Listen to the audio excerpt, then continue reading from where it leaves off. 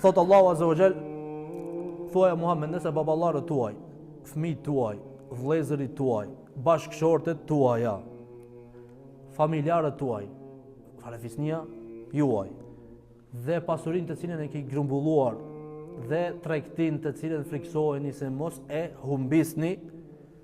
dhe shtëpijat luksoze të cilat i keni ndërtuara janë më të dashura për ju se sa Allahu Azza wa Jall, dhe se sa Muhamedi sallallahu alaihi wasallam, dhe se sa lufta në rrugën e Allahut Azza wa Jall, atëherë thot Allahu Azza wa Jall, pritni dënimin e Allahut Azza wa Jall, nga sa Allahu Azza wa Jall nuk e përudh popullin e prishur, fasik. Nëse dikujt për këtyre jep përparësi më shumë se Allahu Azza wa Jall, ne tregum dersin e kalum.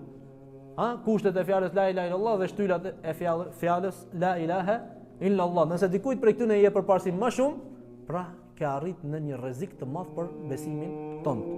të imanit.